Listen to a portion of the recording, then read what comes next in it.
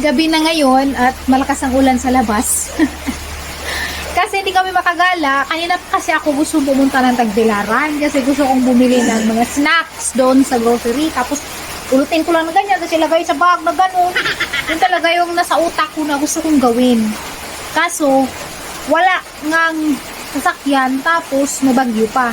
So by the way, alam ko na nalilito kayo or nagugulat kung bakit ako nagtagalog ngayon. May usapan kasi kami ng asawa ko.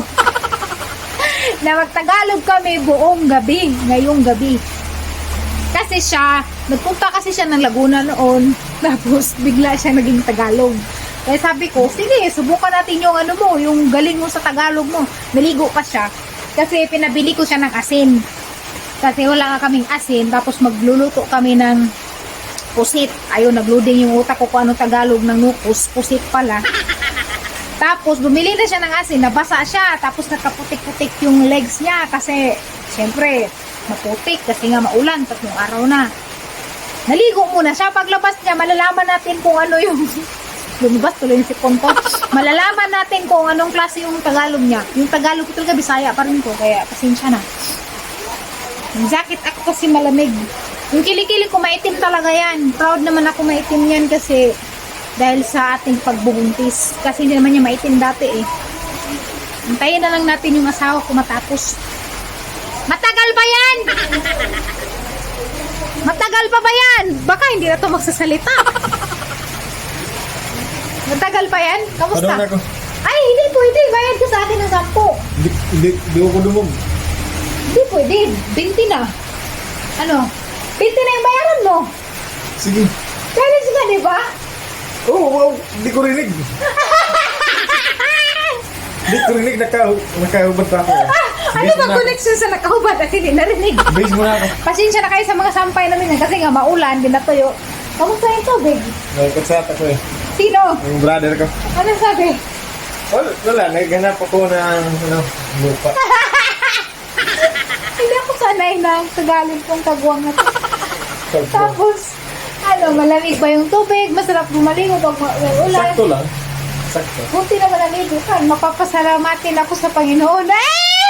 Hirap pag Tagalog naman ito. Sige na nga. Ano pala guys, yung ulam namin ngayon is pusit. Tapos, yung kanin ko brown. Kasi, pag white rice, tumataas yung sugar ko. Kaya, naghanap talaga ako ng brown rice sa mga tindahan. At nakabili kami doon sa Alturas, Talibon. Kaya gusto ko pumunta na Tagbilaran nung isang araw pa. Kaso hindi naman sumabay sa akin yung panahon. Umuulan, malakas, wala na kami sasakyan. Kaya pass na lang muna. Kasunod na lang pag okay na, pag lumayas ni si Bagyong Pain. Ang hirap pala mag-Tagalog. Mamaya naman tayo mag-usap kasi papahinga ko muna yung ko lalamunan sa kautak ko kasi tumutuyok-tuyok, umiikot.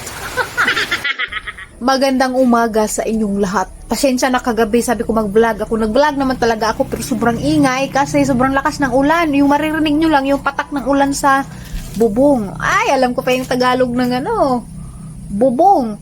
Yung isa dito hindi pa tumayo. Sabi ko tumayo na kasi kakain na kami ng breakfast. Good morning! Mister, good morning! Grabe yung kalat na higaan namin pag natulog kasi sobrang likot ng asawa ko matulog eh. Oh, sige na, gising na. Gising na. Gising na kasi kakain na tayo. Kumusta tulog mo? Nagustuhan mo yung pinanood natin na movie kagabi? Nanood kami ng movie kagabi kasi, di ba malakas ngayong ulan. Nanood na lang kami ng movie. Oh, kamusta? Anong Okay lang.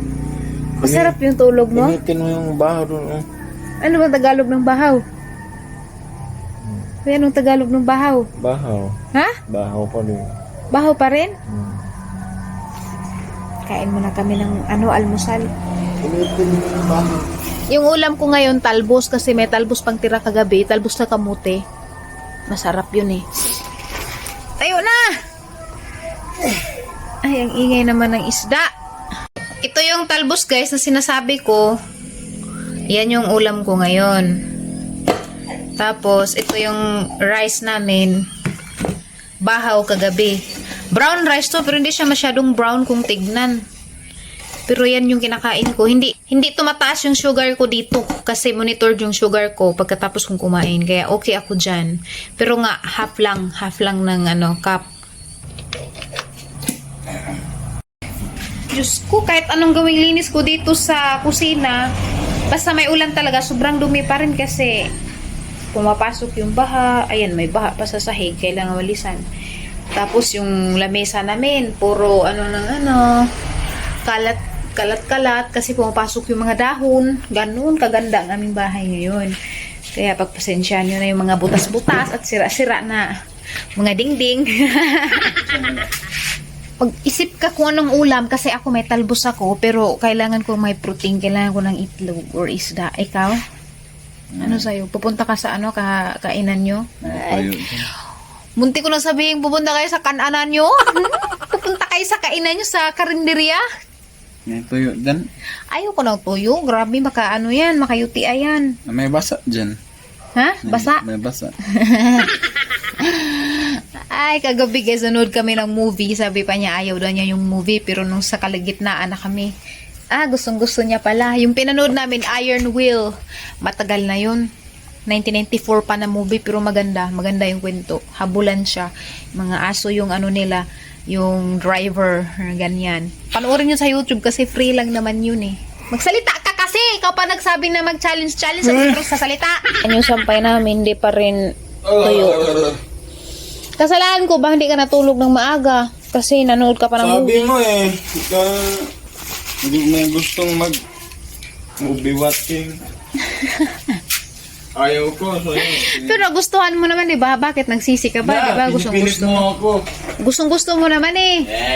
Gustuhan mo naman yung movie. Sabi kong matulog na, ayaw mo pang matulog. Tinatapos mo pa rin talaga. Kapi ng ulo ko. Alis mo na ako Saan punta? To the moon, brom, road trip. Alam ko sabaw. Bibili ka ng ulam. Sabaw na isda. Oh. Basta isda na pwede sa buntis kasi may mga isda kasi na dumudugo. Bawal daw yun sa buntis. Mataas ang mercury level. Lumudog ko. Yung mga tulingan, yung mga ganyan ba? Yung mga malakas ang dugo na isda. Bakit ginaganyan mo yung ilong mo? Bukre Bakit Lakas. pinapahungag-hungag mo yung ilong mo? Bukre lakas amats. Sige na, kasi gutom na ako. Ingat ka sa biyahe. Madulas pa naman. Yung mga namin guys, itong mga kumot namin, every other day naman to nilalabhan, pero paulit-ulit lang. Kasi mabilis lang naman kasi matuyo. Pag nilalabhan ako, sampay lang dyan, tuyo na siya kasi may dryer man yung washing. Kaya ulit-ulit siya pero mabango. Ito, wala kasing ibang mapaglagyan. Ito naman, ito yung mga hair bow ko. Nilagay ko dyan, ipapakita ko yun sa inyo. Pwede nyo rin yung bilhin dun sa TikTok.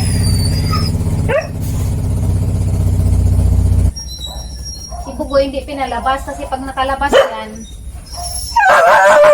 putik na naman ang abuti ng aming sahig.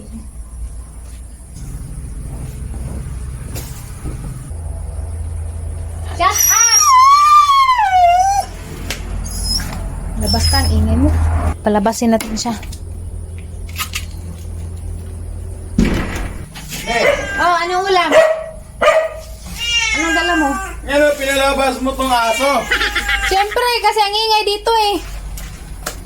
Anong meron? Meron kami guys, sabaw, isda. Ba't may kanin? Sa kanila? Isda, ang ingay na naman ng Mingming. Sarado mo yung pinto. Talig mo, ipasok. Ano? Ito. Hayaan mo siya. Hindi, open lang yan. Open lang. Sakit ulo mo, sabay-sabay na tayong pagkain. Para masaya yung lamesa. Ina, sabay na. Sa kanya, white rice yung sa kanya. Yung sa akin, yung brown rice. Ayan na ako. Bakit? Alas 8 na. Babae ko. Sakit ulo mo? Anong labad umo? Anong klaseng ulo? Yung sa baba? Sa taas? Sige na, kain na! Ayan na po. Po. Gamit ako ng sukang gato puti para sa sausawan. Konti lang, para may panglasa lang ako. Mukhaan ka. Kakain ka ng talbos. Muntik na akong maano ah. Kakain ka ng talbos, Meng. Bakit ang ingay mo? Talbos, masarap.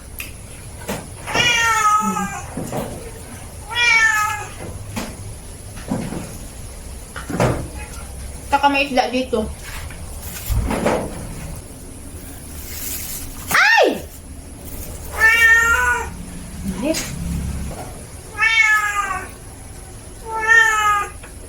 Tsaka sabaw.